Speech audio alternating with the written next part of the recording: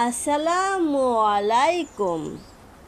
আজকে ভিডিওতে আলোচনা করব আজানের সময় আকাশের দিকে তাকিয়ে ছোট্ট একটি দোয়া পড়বেন সে সম্পর্কে। আজানের সময় আকাশের দিকে তাকিয়ে যদি ছোট্ট একটি দোয়া পড়েন, সাথে সাথেই খুব ভালো ফলাফল পাবেন। মনে রাখবেন, আজানের সময় হচ্ছে এমন একটি মুহূর্ত, আজান দেওয়ার সাথে সাথেই আসমানের সকল দরজাগুলো খুলে দেওয়া হয়। সুবহানাল্লাহ।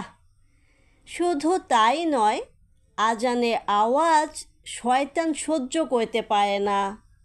যত দূর পর্যন্ত আজানের শব্দ শোনা যায়, শয়তান তত দূর পর্যন্ত পালাতে থাকে। আর কুকুর এবং যত প্রাণী আছে তারা শয়তানদের দেখতে পায়। এজন্য খেয়াল করে দেখবেন, মসজিদে আজান দেওয়ার সময় কুকুর ঘেউ ঘেউ করতে থাকে।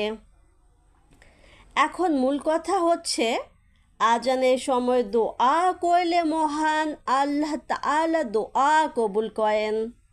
তাই আজানের সময় আকাশের দিকে তাকিয়ে ছোট্ট এই দোয়াটি পাঠ করে আপনার চাওয়া পাওয়া যদি মহান আল্লাহ তাআলার কাছে বলেন, তাহলে আল্লাহ আপনাকে ফিরিয়ে দিবেন না। আমরা অনেক সময় অভিযোগ করি যে দোয়া করতেছি কিন্তু কবুল হচ্ছে না। কিন্তু আজানের সময়টা চমৎকার একটি সময়। হাদিসের মধ্যে এসেছে, তিরমিজি শরীফে একটি হাদিস, সেখানে বলা হয়েছে, আজান ও ইকামতের মাঝখানে দোয়া করলে সেই দোয়া আল্লাহ তাআলা ফিরিয়ে দেন না। আল্লাহ তাআলা সেই দোয়া কবুল করেন। আপনি যে দোয়াটাই করবেন, সেই দোয়াটাই মহান আল্লাহ তাআলা কবুল করে নেবেন। যেহেতু আজানের সময় আসমানের দরজাগুলো খোলা থাকে, তাই এই সময় আপনারা বেশি বেশি দোয়া করবেন। আমরা অনেক সময় অনেক গুনাহ করে থাকি।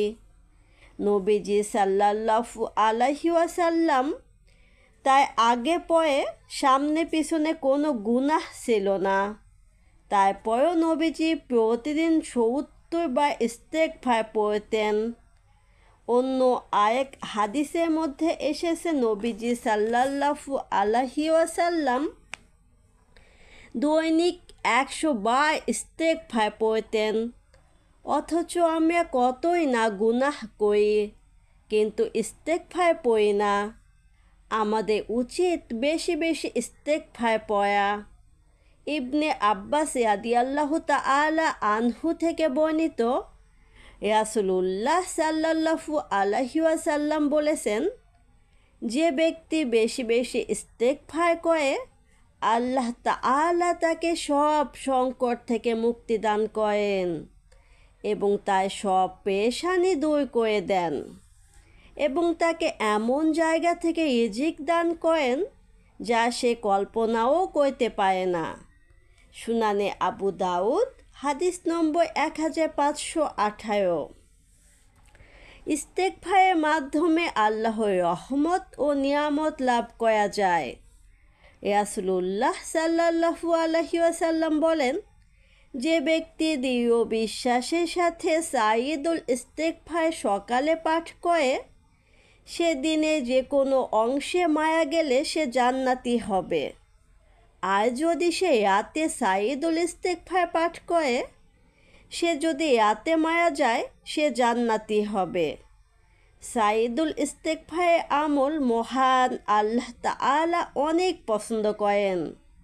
তাই প্রিয় ভাই ও বোনেরা, যখন আজান দিবে তখন আকাশের দিকে তাকিয়ে সাইয়্যিদুল ইস্তেগফার পড়বেন। সাইয়্যিদুল ইস্তেগফার হচ্ছে, আল্লাহুম্মা আনতা রব্বি লা ইলাহা ইল্লা আনতা খলাকতানি ওয়া আনা আবদুকা ওয়া আনা আলা আহদিকা ওয়া ওয়াদিকা মাস্তাতু আউযু বিকা মিন শাররি মা সানাতু। আবু উলাকা বিনিমাতিকা আলাইয়া ওয়া আবু উলাকা বিজাম্বি ফাগফিলি ফা ইন্না ফুলা ইয়াগফিউজ্জুনুবা ইল্লা আংতা।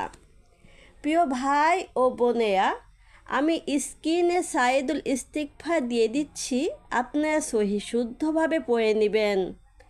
সাইদুল ইস্তিগফারের বাংলা অর্থ হচ্ছে, হে আল্লাহ, একমাত্র আপনিই আমাদের প্রতিপালক, আপনি ছাড়া আর কোনো উপাস্য নেই, আপনি আমার স্রষ্টা এবং আমি আপনার দাস।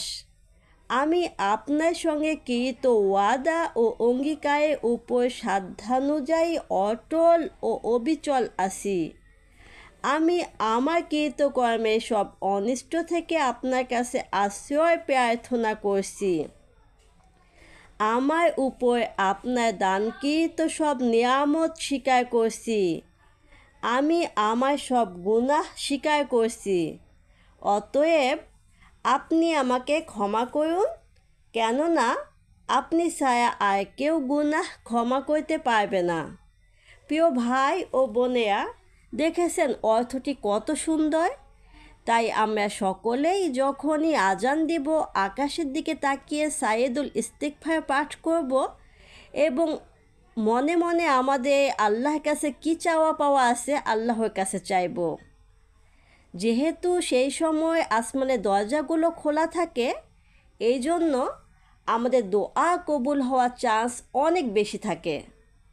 তো প্রিয় ভাই ও বোনেরা, আজকে ভিডিও এই পর্যন্তই। ভিডিওটি যদি ভালো লাগে তাহলে অবশ্যই চ্যানেলটি সাবস্ক্রাইব করবেন এবং অল নোটিফিকেশন অন করে দিবেন। আপনারা সবাই ভালো থাকবেন। আসসালামু আলাইকুম।